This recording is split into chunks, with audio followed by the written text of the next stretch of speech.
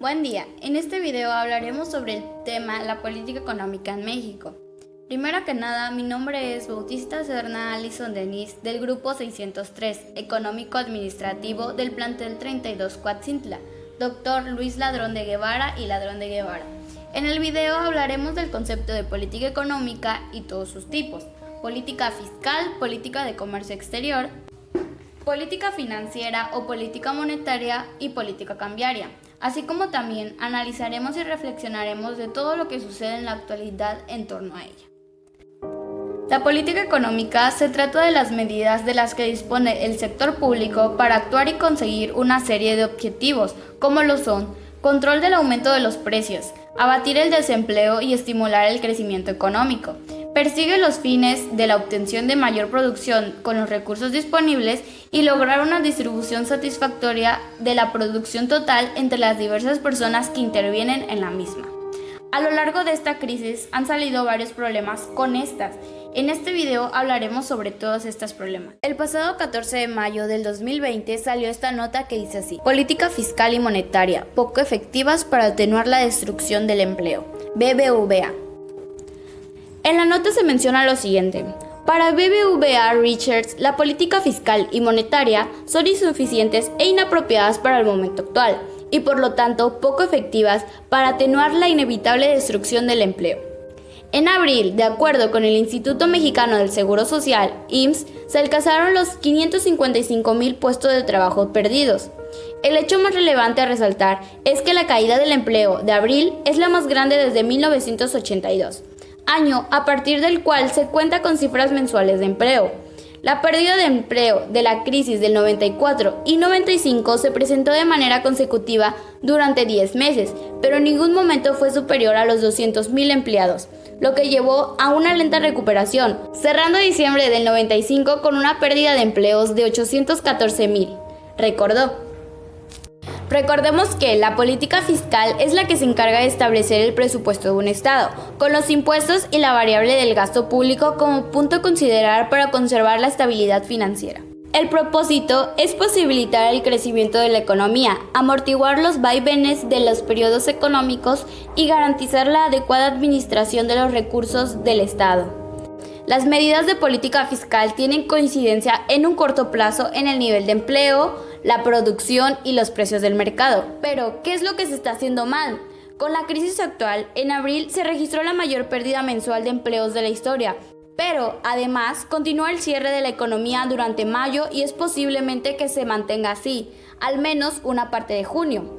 Dadas las condiciones de la lenta recuperación del consumo y de la inversión, se cree que se regresará a los niveles de empleo que se había antes de la crisis hasta el 2024. El problema del empleo se puede convertir en un problema actual, pues de acuerdo con las cifras del IMSS, en abril se dio la baja de 6,600 patrones, lo cual probablemente cerraron de manera definitiva sus negocios.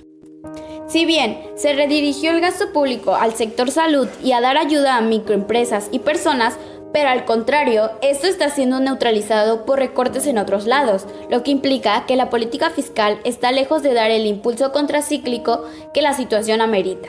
Recordemos que en esta crisis, y gracias a que la política fiscal es poco efectiva, se estima que en el 2020 se perderán cerca de 1.2 millones de empleos en el país, y como consecuencia se cree que habrá una contracción del PIB del 8% en el año. La siguiente noticia, publicada el 20 de mayo del 2020, es sobre: el Senado se mantiene atento a la política exterior durante la emergencia sanitaria. Ricardo Monreal señala que, aunque se cerraron los consulados en distintas ciudades, se mantuvo durante este tiempo diversos instrumentos para apoyar a la comunidad. Puntualizó que se ha atendido cerca de 695,000 consultas vía remota y se activó en los Estados Unidos una red llamada Aliados Participantes, con cerca de 5,800 asociaciones, para ayudar a nuestros connacionales. En cuanto a la gestión para apoyar la obtención de insumos, equipo, medicamentos y tratamientos para hacer frente a la pandemia, señaló que esta tarea se ha llevado en un contexto en el que los principales países productores de estos tienen una demanda extrema, por lo que ha sido complejo acceder a estos. Marcelo Ebrard, explicó que se hicieran gestiones directas con varios gobiernos, especialmente con Estados Unidos, para la adquisición de ventiladores, ya que hubo una demanda global sobre estos dispositivos, el cual ha sido insuficiente en todos los países del mundo, y las restricciones para su exportación han complicado su compra. Como sabemos, la política exterior puede otorgar poderosos incentivos a la producción por medio de su influencia en los precios y las cantidades de los productos competidores que se importan en el país, y a través de sus efectos sobre los precios internos recibidos por las exportaciones. Se dice que las políticas que encarecen los precios de las importaciones en el mercado interno proporcionan protección económica. Pero si bien en esta gran crisis mundial trajo consigo una baja del 1.9% en el comercio, IVA en picada, tenemos que reconocer el gran esfuerzo que ha hecho Marcelo Ebrard en seguir llevando las relaciones con el extranjero, para así conseguir el material necesario para sobrellevar la pandemia. A pesar que México tiene gran experiencia de cooperación con América del Sur y Norte, no ha podido incorporar la DSG, que significa Diplomacia para la Salud Global, a su política exterior. Como los problemas pandémicos y de salud ya serán prioridad en el porvenir, México debe aprovechar su presidencia temporal en la CLA, Comunidad de Estados Latinoamericanos y Caribeños, para ampliar nuestros horizontes diplomáticos, promoviendo y fortaleciendo la DSG en América Latina. Hasta el momento, México ha tomado muy buenas decisiones sobre su política exterior. Esperemos que siga así. Aún veremos más bajas en las tasas de interés. Jonathan Heath. Así se titula esta nota del día 20 de mayo del 2020 y menciona que el subgobernador del Banco de México, Banxico, Jonathan Heath, afirmó que aún se verán más bajas en las tasas de política monetaria, por lo que todavía no se ha llegado al punto terminal del ciclo de relajamiento.